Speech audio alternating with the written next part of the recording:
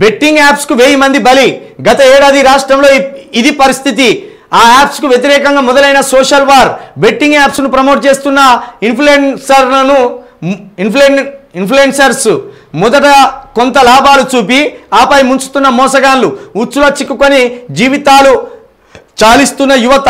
ఈ దందాపై నా అన్వేషణ, రామబాయ్ వంటి నెటిజన్ల పోరాటానికి మద్దతుగా నిలిచిన ఐపీఎస్ ఆఫీసర్ సజ్జనర్ ట్రెండింగ్లో say not boycott betting apps, say no to betting apps అంతా కలిపి ఉన్నది. బెట్టింగ్ యాప్స్ను ప్రమోట్ చేసే వాళ్ళపై చర్యలకు సర్కార్ ఆదేశం. 100 రూపాయలు ఇన్వెస్ట్ చేస్తే చాలు, నిమిషాల వ్యవధిలో 1000 రూపాయలు మన అకౌంట్లో చూపెడతారు. కూర్చున్న దగ్గరనే అది గంటల్లోనే లక్షాధికారి కావచ్చని, కోటీశ్వర్లు అయిపోవచ్చని మనకు ఎక్కలేని ఆశలు చూపెట్టి ఉచ్చులోకి దింపుతారు. బానిసలుగా మార్చేసుకుంటారు. జేబులు ఖాళీ చేసి ఇల్లు గుల్ల చేసి మన బతుకులను రోడ్డు మీదకి ఇచ్చారు. ఇది బెట్టింగ్ యాప్స్ దందా. ఇప్పుడు ఏ గల్లీలో చూసినా, ఏ అడ్డాలో చూసినా యువత వీటి చుట్టే తిరుగుతున్నారు. సెల్ ఫోన్లో యాప్స్ డౌన్లోడ్ చేసుకొని బెట్టింగ్ కాయడం, గేమ్స్ ఆడడం పైనే గంటలు టైం వెచ్చిస్తున్నారు. ఇది మహా భయంకరమైన బానిసత్వం. ఈ బానిసత్వం అంటే మనకు తెలియకుండానే అడిక్ట్ అయిపోతాం. బానిసత్వం అంటే ఏదో బానిసత్వం అంటే వేరే కాదు. ఈ ఫోన్కి అడిక్ట్ అయిపోవడం, ఫోన్లో ఉన్న బెట్టింగ్ యాప్స్కి అడిక్ట్ అయిపోవడం, ఇదే బానిస, స్వీయ బానిసత్వం అన్నట్టు ఇది. అయితే ఏం లేదు, నిజంగా నువ్వు ఎవ్వరు చూడు గల్లిపోరని ఇట్లా పట్టుకొని చూస్తా అంటారు. ఇన్ని రోజులు ఏమనుకునేది, వీడియో ఏమన్నా యూట్యూబ్లో ఏమైనా పిచ్చి చూస్తా అనుకునేది. తీరా చూస్తే బెట్టింగులు, అవ్వను కొడతాను, అయ్యను కొడతాను, 100 రూపాయలు 200 కథం వాళ్ళ ఆన్లైన్లో వేసుకుంటాను. రమ్మీ ఆడమా, ఇంకోటి ఆడమా ఇలాంటివి చేస్తాను.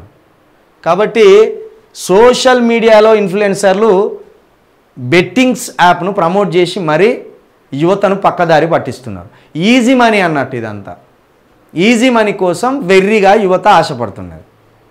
ఈజీ మనీ కోసం ఆశపడి ప్రాణాలు కూడా కోల్పోయిన వాళ్ళు ఉన్నారు. కిడ్నీలు కూడా అమ్ముకుందామని తిరిగిన వాళ్ళు కూడా ఉన్నారు. సూసైడ్ కూడా చేసుకున్నారు. పెన్లాలను విడిచిపెట్టిన వాళ్ళు ఉన్నారు, తల్లిదండ్రులను కొట్టిన వాళ్ళు కూడా ఉన్నారు.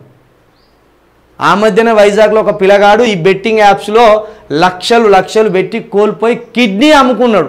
కిడ్నీ అమ్ముకుంటే కూడా ఆ కిడ్నీ వల్ల కూడా వాళ్ళు రూపాయి ఇయ్యలే. వాళ్ళెంత అద్భుతం చేసిండు. వీడే ఈజీ మనీ కోసం ఆశపడి కిడ్నీ అమ్ముకున్నాడు. ఆ కిడ్నీ కొట్టేసిన వాళ్ళు ఏం చేసిండు, ఫస్ట్ ఈ పిల్లగాని వాళ్ళ ఇంట్లో కుటుంబ సభ్యుల లెక్క ఓ ఫేక్ ఆధార్ కార్డు సృష్టించిండు. ఫేక్ ఆధార్ కార్డు సృష్టించి వాళ్ళు కుటుంబ సభ్యునిగా చేర్చి ఎందుకంటే కిడ్నీ ఇవ్వాలంటే ఈ ఆషామాషి వ్యవహారం కాదు. కోర్టు నుండి ఆర్డర్ రావాలి, దానికి ప్రభుత్వం నుండి అనుమతి రావాలి దానికి. కాబట్టి ఏం చేసిండు, సింపుల్గా మా ఇంటి మనిషి మేమే కిడ్నీ ఇచ్చుకుంటున్నామని చెప్పి 30 లక్షలకు కిడ్నీ మాట్లాడుకున్నాడు ఆ పిల్లగాడు, ఆ అప్పులు తీర్చాలని. తీరా కిడ్నీ తీసుకున్నారు, ₹1 వీడు అడగలేడు. ఎందుకంటే ఇంట్లో సభ్యునివే నువ్వు అంటారు కదా. అడగలేకుండా రోజు ఎవరికి తెలియకుండా అడుగుతాడు. వాళ్ళు ఎగ్గొట్టిండు. ఇక భరించలేకపోయి పోలీస్ స్టేషన్కి కేసు పెట్టిండు. నేను ఇట్లా యాప్స్ వాడడం వల్ల నాకు లక్షల అప్పు అయింది, ఆ అప్పును ఎట్లా తీర్చాలో తెలియక నేను ఒక కిడ్నీ అమ్ముకుంటే వీళ్ళు నాతో ఇలాంటి మోసానికి పాల్పడ్డారు అని చెప్తే వైజాగ్లో కేసు పెట్టిండు. ఇక్కడ దాకున్నది. కాబట్టి దీని మీద సజ్జనర్ గారు ఒక మంచి ఆలోచన చేసి రోజు దీని మీద అవగాహన కల్పిస్తున్నారు సజ్జనర్ గారు. ఇక దీనికి నా అన్వేషణ, రామబాయ్ అని ఇద్దరు కూడా దీనికి కొంత సజ్జనర్ గారితో టచ్లో ఉంటూ ఎవరెవరు ఈ బెట్టింగ్ యాప్స్ని ప్రమోట్ చేస్తున్నారనే లిస్ట్ మొత్తం ఈ నా అన్వేషించిండు. అదేవిధంగా రామబాయ్ అనే ఇంకో నెటిజన్ కూడా ఇచ్చి ఈ పోలీసు వాళ్ళకి డేటా అందిస్తాను. నిన్న సన్నీ యాదవ్ పరారిలో ఉన్నాడు. వాళ్ళ ఇంటి చుట్టూ కథం పోలీసు వాళ్ళు వేయిండ్లు. నీ కొడుకు వల్ల లక్షల మంది నాశనమైండ్లు.